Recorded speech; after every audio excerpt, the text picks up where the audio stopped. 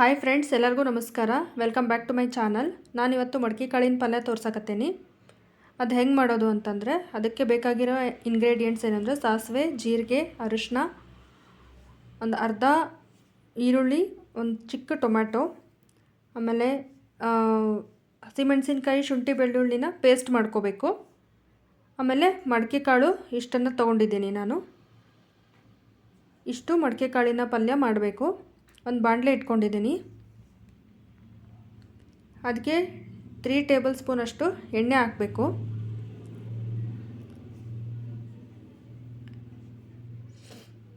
ಎಣ್ಣೆ ಹಾಕಿದ ನಂತರ ಅದಕ್ಕೆ ಸಾಸಿವೆ ಮತ್ತು ಜೀರಿಗೆ ಒಗ್ಗರಣೆ ಹಾಕಬೇಕು. ಒಗ್ಗರಣೆ ಹಾಕಿದ ನಂತರ ಈರುಳ್ಳಿ ತೊಗೊಂಡಿದ್ವಲ್ಲ ಅದನ್ನು ಹಾಕ್ಕೊಂಡು ಸ್ವಲ್ಪ ಫ್ರೈ ಮಾಡ್ಕೋಬೇಕು.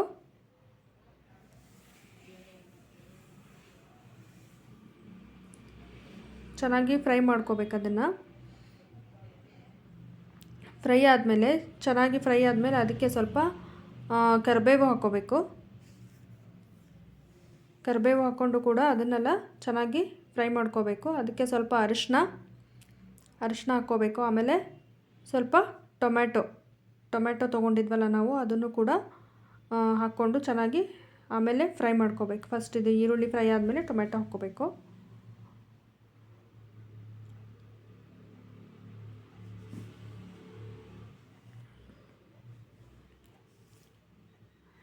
ನೋಡಿ, ಇವಾಗ ಟೊಮ್ಯಾಟೊ ಹಾಕ್ಕೊಳ್ತಾ ಇದ್ದೀನಿ.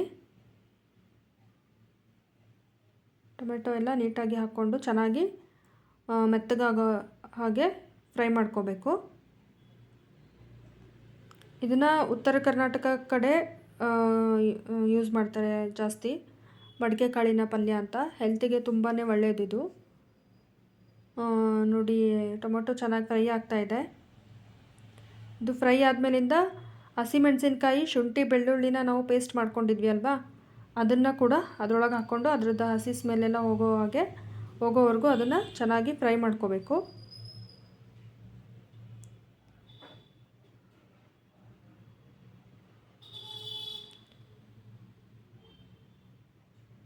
ಇದು ಫ್ರೈ ಆದಮೇಲೆ ಚೆನ್ನಾಗಿ ಫ್ರೈ ಆಗಬೇಕು. ಅದು ಎಲ್ಲ ಹಸಿ ಸ್ಮೆಲ್ಲೆಲ್ಲ ಹೋಗಬೇಕು.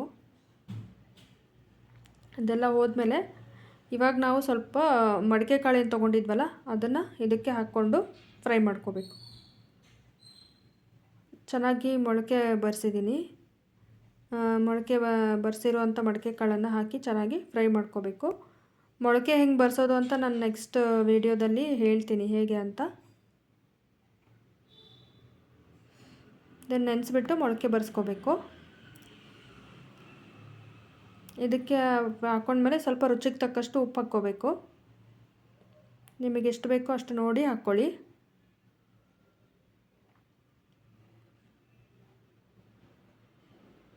ನೋಡಿ, ಚೆನ್ನಾಗಿ ತಟ್ಟೆ ಮುಚ್ಚಿಬಿಟ್ಟು ಚೆನ್ನಾಗಿ ಬೇಯಿಸ್ಕೊಳ್ಬೇಕು. ನೋಡಿ ಎಷ್ಟು ಚೆನ್ನಾಗಿ ಬೆಂದಿದೆ. ನೋಡಿ, ಮಡಕೆ ಕಾಳಿನ ಪಲ್ಯ ರೆಡಿಯಾಗಿದೆ.